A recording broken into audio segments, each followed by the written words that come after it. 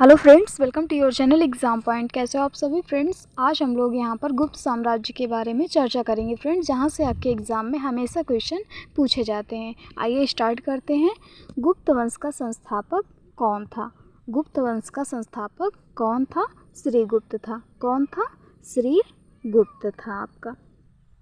Okay, आगे चलते हैं। पाटलिपुत्र गुप्त साम्राज्य की राजधानी थी। गुप्त साम्राज्य की राजधानी क्या थी? पाटलिपुत्र थी। क्या थी? पाटलिपुत्र थी। आगे चलते हैं फ्रेंड्स।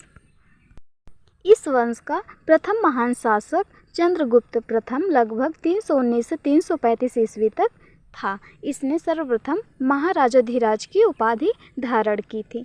इसने सर्वप्रथम महाराजाधिराज की उपाधि धारण की तथा इन्होंने लिच्छवी वंश की राजकुमारी कुमार देवी से विवाह किया। चंद्रगुप्त प्रथम का विवाह किससे हुआ?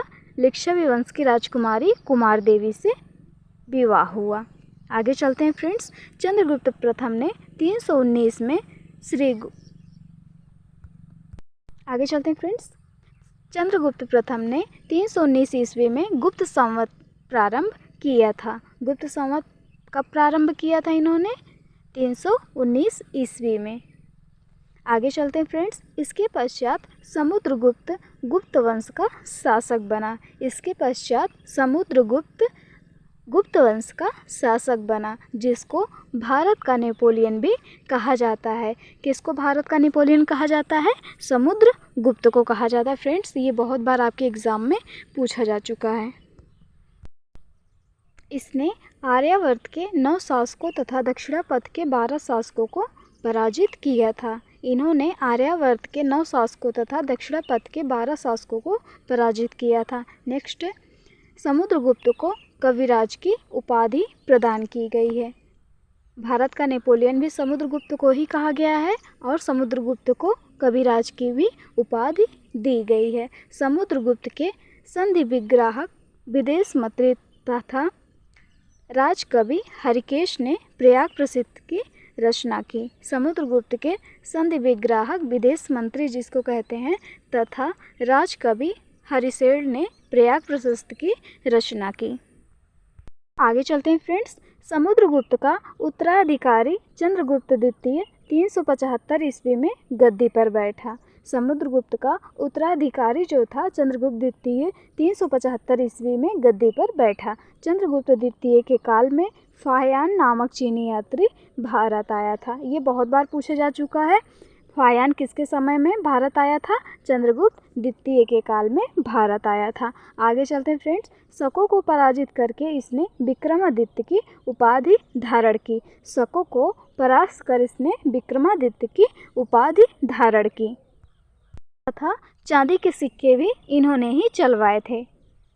आगे चलते हैं फ्रेंड्स। चंद्रगुप्त द्वितीय का उत्तराधिकारी कुमारगुप्त प्रथम 415 से 455 ईस्वी तक था। चंद्रगुप्त द्वितीय का उत्तराधिकारी कुमारगुप्त प्रथम था। इनका शासनकाल 415 से 455 ईस्वी तक था।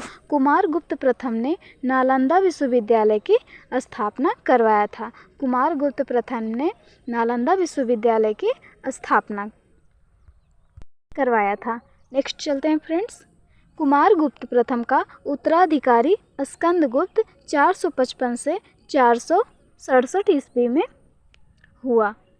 कब हुआ था इनका उत्तराधिकारी कुमारगुप्त का? 455 से 467। कौन था? स्कंदगुप्त। स्कंदगुप्त के समय हूणों का आक्रमण हुआ था। स्कंदगुप्त के समय ही हूणों का आक्रमण हुआ था। इसने गिरनार स्थित सुदर्शन झील का पुनरुद्धार करवाया था। नेक्स्ट चलते हैं फ्रेंड्स। विष्णुगुप्त गुप्त वंश का अंतिम शासक था। गुप्त वंश का अंतिम शासक कौन था? विष्णुगुप्त था। गुप्त साम्राज्य अनेक प्रांतों में विभाजित था। गुप्त साम्राज्य अनेक प्रांतों में विभाजित था। प्रांत को देश अवनि तथा भुक्त कहते हैं। भुक्त के शासक को उपरिक कहते हैं। क्या कहते हैं? उपरिक कहते हैं। नेक्स्ट चलते हैं फ्रेंड्स। सीमांत प्रदेशों के शासक गोप्ता कहलाते हैं। सीमांत प्रदेशों के शासक गोप्ता कहलाते थे। भुक्त विषय में बटे हुए थे। भुक्त विषय में बटे हुए थे जिसके प्रमुख विषयपति होते थे। नेक्स्ट है आपका दंडपाशिक पुलिस विभाग का प्रमुख होता था। दंडपाशिक जो है आपके इनके पुलिस विभाग का प्रमुख होता था। प्रशासन की सबसे छोटी इकाई ग्राम होती थी। प्रशासन की सबसे छोटी इकाई क्या होती थी? ग्राम होती थी। आगे चलते हैं फ्रेंड्स। ग्राम समूहों को पेठ कहा जाता था। बहुत बार पूछा जा चुका है। ग्राम समूहों को क्या कहा जाता था? पेठ कहा जाता था। नेक्स्ट है आपका गुप्त काल में सामान्यतया भू राजस्व की दर 1/6 थी। गुप्त काल में सामान्यतया भू राजस्व की दर कितनी थी? 1/6 थी। ठीक, आगे चलते हैं फ्रेंड्स। सिंचाई हेतु अरहट या फिर राहट घंटी यंत्र का प्रयोग होता था। सिंचाई हेतु अरहट या फिर राहट जिसको कहते हैं या फिर घंटी यंत्र का प्रयोग होता था। आगे चलते हैं फ्रेंड्स। गुप्त राजाओं ने सर्वाधिक स्वर्ण सिक्के चलाए। गुप्त राजाओं ने सबसे ज़्यादा सोने के सिक्के चलाए। आगे चलते हैं फ्रेंड्स। जिन्हें दीनार कहा गया। गुप्त राजाओं ने जो सोने के सिक्के चलाए जिन्हें दीनार कहा जाता था। नेक्स्ट है आपका कायस्थ वर्ग का सर्वप्रथम उल्लेख याज्ञवल्क्य की स्मृति में मिलता है। कायस्थ वर्ग का सर्वप्रथम उल्लेख कहाँ मिलता है?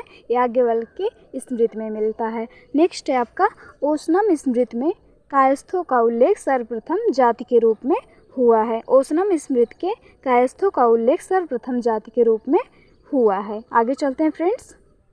गुप्त शासक वैष्णव धर्म के अनुयायी थे। गुप्त शासक किसके अनुयायी थे? वैष्णव धर्म के। इनका राज चिन्ह भगवान विष्णु का वाहन गरुड़ था। इनका राज चिन्ह भगवान विष्णु का वाहन गरुड़ था। देवगढ़ के दशावतार मंदिर का निर्माण गुप्त काल में हुआ था। ये बहुत बार पूछा जा चुका है फ्रेंड्स आपके एग्जाम में। देवगढ़ के दशावतार मंदिर का निर्माण किसके शासनकाल में हुआ था? तो गुप्त काल में हुआ था। कब हुआ था? गुप्त काल में हुआ था। आगे चलते हैं फ्रेंड्स। मंदिर निर्माण की कला का प्रारंभ गुप्त काल में हुआ। मंदिर निर्माण की कला का प्रारंभ गुप्त काल में हुआ। गुप्त काल में याज्ञवल्क्य, नारद, कात्यायन एवं बृहस्पति स्मृतियों की रचना हुई। गुप्त काल में याज्ञवल्क्य, नारद, कात्यायन एवं बृहस्पति स्मृतियों की रचना हुई। नेक्स्ट चलते हैं फ्रेंड्स। अजंता में गुफा संख्या 16, 17 और 19 गुप्त कालीन है या फिर गुप्त काल की हैं। अजंता में गुफा संख्या 16, 17 और 19 गुप्तकालीन है। इसमें महात्मा बुद्ध के विभिन्न दृश्यों, जन्म, महानिष्क्रमण और महापरिनिर्वाण आदि का चित्रण किया गया है। इसमें महात्मा बुद्ध के विभिन्न दृश्यों, उनके जन्म के और महाविनिष्क्रमण और महापरिनिर्वाण आदि का चित्रण किया गया है। अजंता की गुफाएं बौद्ध धर्म में महायान शाखा से संबंधित है। अजंता की गुफाएं बौद्ध धर्म के महायान शाखा से संबंधित है। आगे चलते हैं फ्रेंड्स। चंद्रगुप्त द्वितीय के दरबार में महाकवि कालिदास एवं प्रसिद्ध आयुर्वेद चिकित्सक धन्वंतरि निवास करते थे। चंद्रगुप्त द्वितीय के दरबार में महाकवि कालिदास एवं प्रसिद्ध आयुर्वेद चिकित्सक धन्वंतरि निवास करते थे। आर्यभट्ट महान गणितज्ञ थे। ये बहुत बार पूछा जा चुका है। महान गणितज्ञ कौन था? आर्यभट्ट। इन्होंने आर्यभट्टीयम तथा सूर्य सिद्धांत नामक ग्रंथ लिखा। आर्यभट्ट महान गणितज्ञ थे और इनकी रचना आर्यभट्टीयम तथा सूर्य सिद्धांत नामक ग्रंथ इन्होंने लिखा था। आगे चलते हैं फ्रेंड्स। गुप्त काल को भारतीय इतिहास का स्वर्णकाल कहते हैं। गुप्त काल को भारतीय इतिहास का स्वर्णकाल कहते हैं। अब आपसे क्वेश्चन में पूछेगा भारतीय इतिहास का स्वर्णकाल किसे कहते हैं? गुप्त काल को कहते हैं। आर्यभट्ट ने सर्वप्रथम बताया कि पृथ्वी सूर्य की परिक्रमा करती है। किसने बताया था सबसे पहले? आर्यभट्ट ने ही सबसे पहले बताया था पृथ्वी सूर्य की परिक्रमा करती है। आइए फ्रेंड्स, गुप्तकालीन कुछ मंदिर है, इसके बारे में भी हम लोग चर्चा कर लेते हैं। ये आपका मंदिर है और ये कहाँ पर स्थित है या फिर स्थान? विष्णु मंदिर तिंगवा जबलपुर मध्य प्रदेश में है। कहाँ पर है? तिंगवा जबलपुर मध्य प्रदेश में है। शिव मंदिर आपका भूमरा नागौद मध्य प्रदेश में। कहाँ पर? नागौद मध्य प्रदेश में। पार्वती मंदिर नचना कुठार जो कि मध्य प्रदेश में है। दशावतार मंदिर देवगढ़ ललितपुर उत्तर प्रदेश में है। कहाँ पर है? देवगढ़ ललितपुर उत्तर प्रदेश में है। शिव मंदिर खो नागौद मध्य प्रदेश। ठीक। भीतरगांव का मंदिर भीतरगांव कानपुर उत्तर प्रदेश में स्थित है। लक्ष्मण मंदिर ईंटों द्वारा निर्मित किया गया है, सिरपुर रायपुर छत्तीसगढ़ में है। एक बार फटाफट देख लेते हैं इसको हम लोग। विष्णु मंदिर तिंगुआ जबलपुर मध्य प्रदेश में है। शिव मंदिर भूमरा नागौर मध्य प्रदेश में है। पार्वती मंदिर नचना कुठार जो कि मध्य प्रदेश में है। दशावतार मंदिर देवगढ़ ललितपुर उत्तर प्रदेश में स्थित है। शिव मंदिर खो नागौद मध्य प्रदेश में है।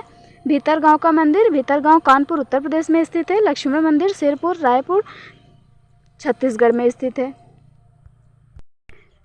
तो फ्रेंड्स, कल हम वाकाटक राजवंश के बारे में चर्चा करेंगे। फ्रेंड्स, आपको आज की क्लास कैसी लगी कमेंट बॉक्स में ज़रूर बताएं। तब तक के लिए स्वस्थ रहिए, मस्त रहिए, पढ़ते रहिए। Thank you.